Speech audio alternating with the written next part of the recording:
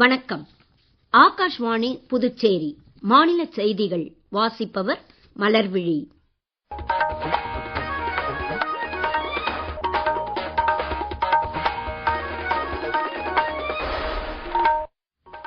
தலைப்புச் செய்திகள். இந்தியாவும் சைப்ரஸும் தீவிரவாத எதிர்ப்பு, தொழில்நுட்பம், உயர்கல்வி மற்றும் கலாச்சார துறையில் ஒத்துழைக்க பல்வேறு உடன்பாடுகளை எட்டியுள்ளன. பல்வேறு அரசு துறைகளில் பணிக்கு தேர்ந்தெடுக்கப்பட்ட சுமார் 51,000 பேருக்கு பிரதமர் திரு நரேந்திர மோடி நாளை ரோஜ்கார் மேளாவில் நியமன கடிதங்களை வழங்குகிறார். எல்லைப் பகுதிகளில் நவீன தொழில்நுட்பங்களின் அடிப்படையில் பாதுகாப்பை வலுப்படுத்த ஸ்மார்ட் பார்டர் திட்டம் தொடங்கப்படும் என மத்திய உள்துறை அமைச்சர் திரு அமித் ஷா தெரிவித்துள்ளார். புதுச்சேரியில் ITI தொழிற்பயிற்சி நிலையங்களில் சேர்ந்து பயில விரும்புவோர் இணையதளம் மூலம் இலவசமாக விண்ணப்பிக்கலாம் என அறிவிக்கப்பட்டுள்ளது. இனி விரிவான செய்திகள். இந்தியாவும் சைப்ரஸும் தீவிரவாத எதிர்ப்பு, தொழில்நுட்ப புதுமையாக்கம், உயர்கல்வி ஆராய்ச்சி மற்றும் கலாச்சாரத்துறையில் ஒத்துழைக்க பல்வேறு உடன்பாடுகளை இறுதி செய்துள்ளன. பிரதமர் திரு நரேந்திர மோடி இன்று புதுடெல்லியில் சைப்ரஸ் அதிபர் திரு நிக்கோஸ் கிறிஸ்டோடூடிலஸுடன் இருதரப்பு உறவுகளை வலுப்படுத்திக் கொள்வது குறித்து பேச்சுவார்த்தை நடத்தினார். பரஸ்பர அக்கறை உள்ள பல்வேறு பிராந்திய மற்றும் உலக பிரச்சனைகள் குறித்தும் இரு தலைவர்களும் கருத்துக்களை பரிமாறிக்கொண்டனர். இந்தியாவின் சைப்ரஸ் முதலீடுகள் கடந்த 10 ஆண்டுகளில் 2 மடங்காக அதிகரித்திருப்பதாக பின்னர் இரு தலைவர்களும் இணைந்து வெளியிட்ட கூட்டறிக்கையில் பிரதமர் திரு நரேந்திர மோடி தெரிவித்தார். இது குறித்து கூடுதல் விவரங்கள். இந்தியாவிற்கும் ஐரோப்பிய ஒன்றியத்திற்கும் இடையிலான வரியில்லா ஒப்பந்தம் காரணமாக இந்தியா சைப்ரஸ் இடையே நம்பிக்கை அதிகரித்து பல்வேறு புதிய வாய்ப்புகளும் உருவாகி இருப்பதாக பிரதமர் திரு நரேந்திர மோடி கூறினார். சர்வதேச அமைப்புகளில் உடனடி சீர்திருத்தங்கள் அவசியம் என்பதில் இரு நாடுகளும் ஒத்த கருத்து கொண்டுள்ளதாக அவர் தெரிவித்தார். பிரதமர் திரு நரேந்திர மோடியின் சைப்ரஸ் பயணத்தை தொடர்ந்து இந்தியா சைப்ரஸ் கூட்டாண்மை உறவுகள் உறுதியான முறையில் விரைந்து மேம்பட்டுள்ளதாக சைப்ரஸ் அதிபர் கூட்டறிக்கையில் குறிப்பிட்டார். முன்னதாக வெளியுறவு அமைச்சர் டாக்டர் ஜெய்சங்கர் சைப்ரஸ் அதிபரை சந்தித்து பேசினார். 4 நாள் பயணமாக இந்தியா வந்துள்ள சைப்ரஸ் அதிபர் திரு கிறிஸ்டோடூடிலஸ் இன்று மாலை புதுடெல்லி குடியரசுத் தலைவர் மாளிகையில் குடியரசுத் தலைவர் திருமதி திரௌபதி முர்முவை சந்திக்கிறார். இந்தியாவிற்கும் சைப்ரஸ் நாட்டிற்கும் இடையிலான தூதரக உறவுகள் அடுத்த ஆண்டு பிப்ரவரி மாதம் 65 ஆண்டுகளை எட்டுவதும் குறிப்பிடத்தக்கது.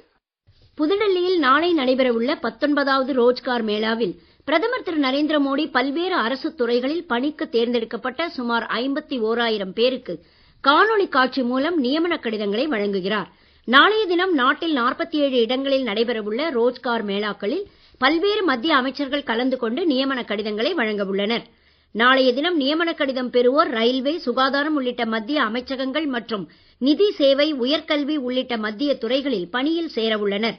நாட்டில் வேலைவாய்ப்புகளை பெருக்க முன்னுரிமை அளிப்பதான பிரதமர் திரு நரேந்திர மோடியின் தொலைநோக்கு பார்வையை நிஜமாக்குவதில் ரோஜ்கார் மேளாக்கள் முக்கிய இடம் வகிப்பதும், நாடு முழுவதும் இதுவரை நடைபெற்ற 18 ரோஜ்கார் மேளாக்களில் சுமார் 12 லட்சம் பேருக்கு நியமன கடிதங்கள் வழங்கப்பட்டுள்ளதும் குறிப்பிடத்தக்கது. இந்தியா, ஆஸ்திரேலியா, ஜப்பான், அமெரிக்கா ஆகிய நாடுகளுக்கு இடையிலான குவாட் கூட்டமைப்பின் வெளியுறவு அமைச்சர்கள் மாநாடு வரும் 26ஆம் தேதி புதுடெல்லியில் நடைபெற உள்ளது. இந்தோ பசிபிக் பிராந்தியத்தை சுதந்திரமான திறந்தநிலை பகுதியாக பராமரிப்பது குறித்து கடந்த ஆண்டு ஜூலை மாதம் வாஷிங்டனில் இடம்பெற்ற விவாதங்களை தொடர்ந்து முன்னெடுத்துச் செல்லும் வகையில் இம்மாநாடு அமையும் என வெளியுறவு அமைச்சகம் தெரிவித்துள்ளது. குவாட் நாடுகளுக்கு இடையில் முன்னுரிமை துறைகளில் ஒத்துழைப்பை மேம்படுத்திக் கொள்வது குறித்தும், பரஸ்பர அக்கறை உள்ள பிராந்திய மற்றும் சர்வதேச பிரச்சனைகள் குறித்தும் இம்மாநாட்டில் விவாதிக்கப்படும். ஆஸ்திரேலியா, ஜப்பான் மற்றும் அமெரிக்க வெளியுறவு அமைச்சர்கள் தங்களின் புதுடெல்லி பயணத்தின் போது பிரதமர் திரு நரேந்திர மோடியையும் சந்திக்க உள்ளனர். 2 நாள் பயணமாக ராஜஸ்தான் சென்றுள்ள ரயில்வே அமைச்சர் திரு அஸ்வினி வைஷ்ணவ் 20 பெட்டிகள் கொண்ட ஜோத்பூர் டெல்லி கண்டோன்மென்ட் வந்தே பாரத் எக்ஸ்பிரஸ் ரயிலை கொடியசைத்து தொடக்கி வைத்தார். இந்த ரயில் இதுவரை 8 பெட்டிகளுடன் இயக்கப்பட்டு வந்தது. ஜெய்சல்மேரில் புதிதாக அமைக்கப்பட்டுள்ள ரயில் பெட்டி பராமரிப்பு வளாகத்தையும் ரயில்வே அமைச்சர் மெய்நிகர் முறையில் திறந்து வைத்தார். அவர் இன்று மாலை ஜலோர் ரயில் நிலையத்தில் நடைபெறும் விழாவில் புதிய பூஜ் பரோலி எக்ஸ்பிரஸ் ரயிலை கொடியசைத்து தொடக்கி வைக்கிறார். ஜெய்ப்பூரில் நாளை நடைபெறவுள்ள ரோஜ்கார் மேளாவிலும் திரு அஸ்வினி வைஷ்ணவ் கலந்து கொள்கிறார். உலக அளவில் பல்லுயிர் சூழல் பாதிக்கப்படும் போக்கை தடுக்க மக்கள் ஒவ்வொருவரும் நடவடிக்கை எடுக்க வேண்டும் என மத்திய சுற்றுச்சூழல் துறை அமைச்சர் திரு பூபேந்திர யாதவ் கூறியுள்ளார். உள்ளூர் செயல்பாடுகள் மூலம் உலக தாக்கம் என்ற கருப்பொருள் அடிப்படையில் இன்று சர்வதேச பல்லுயிர் சூழல் பாதுகாப்பு தினம் கடைபிடிக்கப்படுவதை சமூக ஊடக பதிவு ஒன்றில் அவர் சுட்டிக்காட்டியுள்ளார். நீடித்த வளர்ச்சிக்கு எதிரான பல்வேறு சவால்களுக்கு ஒரே பதில் வளமான பல்லுயிர் சூழல்தான் என்றும் அமைச்சர் கூறியுள்ளார். நீங்கள் கேட்டுக்கொண்டிருப்பது மாநில செய்திகள். ஆகாஷ்வாணி செய்திகளை நேயர்கள் உடனுக்குடன் தெரிந்து கொள்ள எமது புதுச்சேரி மண்டல செய்தி பிரிவின் சமூக ஊடகங்களான @airnewspuduwai என்ற எக்ஸ் பக்கத்தையும், all India radio news Puducherry என்ற Facebook பக்கத்தையும், @RNU புதுச்சேரி என்ற யூடியூப் சேனலையும் அணுகலாம். செய்திகள் தொடர்கின்றன. எல்லைப் பகுதிகளில் ட்ரோன்கள், ரேடார்கள், கேமராக்கள் மற்றும் இதர தொழில்நுட்பங்களின் அடிப்படையில் பாதுகாப்பை வலுப்படுத்த ஸ்மார்ட் பார்டர் திட்டம் தொடங்கப்படும் என மத்திய உள்துறை அமைச்சர் திரு அமித் ஷா தெரிவித்துள்ளார். எல்லை பாதுகாப்பு படையில் சிறப்பாக பணிபுரிந்தவர்களுக்கு விருது வழங்க புதுடெல்லியில் இன்று நடைபெற்ற விழாவில் பேசுகையில் அவர் இதை தெரிவித்தார். உள்துறை அமைச்சரின் உரை குறித்து கூடுதல் விவரங்கள். எல்லைப் பகுதிகளில் ஊடுருவல், ஆயுத கடத்தல், போதை கடத்தல், கள்ளநோட்டு புழக்கம் போன்ற பிரச்சனைகளால் பாதுகாப்பு நிலவரங்களில் ஏற்படும் பல்வேறு சவால்களுக்கு இடையிலும் எல்லைகளை வலுவாக பராமரித்து வரும் எல்லை பாதுகாப்பு படையினரின் சேவைகள் குறித்து நாடே பெருமிதம் அடைவதாக மத்திய உள்துறை அமைச்சர் கூறினார். எல்லைகளின் பாதுகாப்பை மேலும் வலுப்படுத்த மத்திய ஆயுதப்படையினர், மாநில காவல்துறையினர், உள்ளூர் நிர்வாகத்தினர் மற்றும் புலனாய்வு அமைப்புகளுக்கு இடையே கூடுதல் ஒருங்கிணைப்பு தேவை என்றும் அவர் வலியுறுத்தினார். 1965 ஆண்டு 25 படைப்பிரிவுகளுடன் தொடக்கப்பட்ட எல்லை பாதுகாப்பு படை தற்போது உலகின் மிகப்பெரிய எல்லை காவல் சக்தியாக மேம்பட்டிருப்பதும், எல்லை காவல் படையில் சுமார் 2,70,000 பேர் பணிபுரிந்து வருவதும் குறிப்பிடத்தக்கது.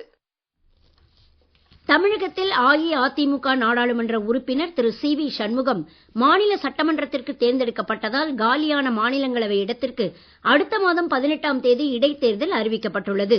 அன்றைய தினம் மகாராஷ்டிரா மாநிலத்திலும் ஒரு மாநிலங்களவை இடத்திற்கு இடைத்தேர்தல் நடைபெற உள்ளது.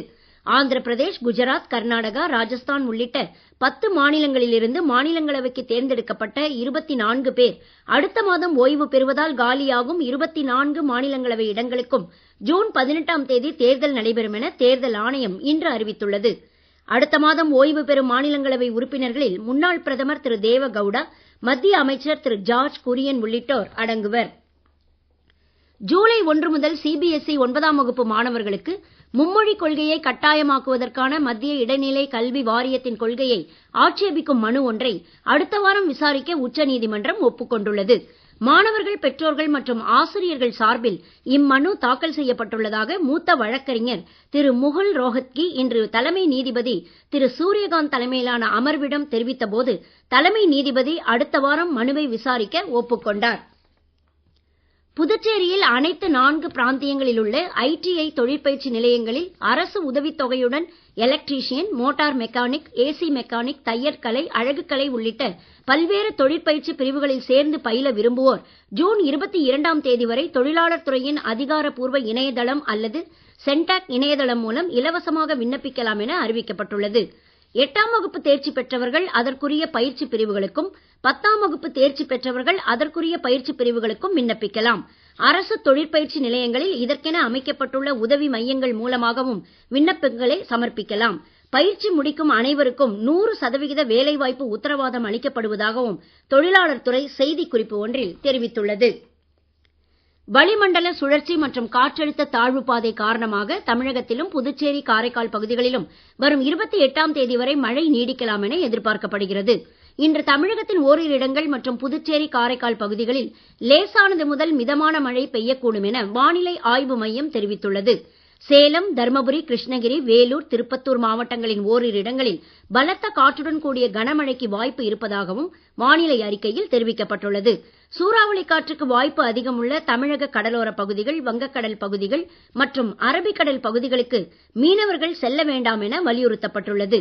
இதற்கிடையே கடந்த 24 மணி நேரத்தில் அதிகபட்சமாக ஓசூரில் 7.5 சென்டிமீட்டர் மழை பதிவாகியுள்ளது. ஐபிஎல் கிரிக்கெட்டில் இன்று இரவு 7:30 மணிக்கு ஹைதராபாத்தில் நடைபெறும் போட்டியில் பெங்களூரு, ஹைதராபாத் அணிகள் மோத உள்ளன. நேற்றிரவு அகமதாபாத்தில் நடைபெற்ற போட்டியில் குஜராத் அணி 89 ரன் வித்தியாசத்தில் சென்னை அணியை தோற்கடித்தது. மீண்டும் தலைப்புச் செய்திகள். இந்தியாவும் சைப்ரஸும் தீவிரவாத எதிர்ப்பு, தொழில்நுட்பம், உயர்கல்வி மற்றும் கலாச்சாரத்துறையில் ஒத்துழைக்க பல்வேறு உடன்பாடுகளை எட்டியுள்ளன. பல்வேறு அரசு துறைகளில் பணிக்கு தேர்ந்தெடுக்கப்பட்ட சுமார் 51,000 பேருக்கு பிரதமர் திரு நரேந்திர மோடி நாளை ரோஜ்கார் மேளாவில் நியமன கடிதங்களை வழங்குகிறார். எல்லைப் பகுதிகளில் நவீன தொழில்நுட்பங்களின் அடிப்படையில் பாதுகாப்பை வலுப்படுத்த ஸ்மார்ட் பார்டர் திட்டம் தொடங்கப்படும் என மத்திய உள்துறை அமைச்சர் திரு அமித் ஷா தெரிவித்துள்ளார். புதுச்சேரியில் ஐடிஐ தொழிற்பயிற்சி நிலையங்களில் சேர்ந்து பயில விரும்புவோர் இணையதளம் மூலம் இலவசமாக விண்ணப்பிக்கலாம் என அறிவிக்கப்பட்டுள்ளது. இத்துடன் இந்த செய்தி அறிக்கை நிறைவு பெற்றது. வணக்கம்.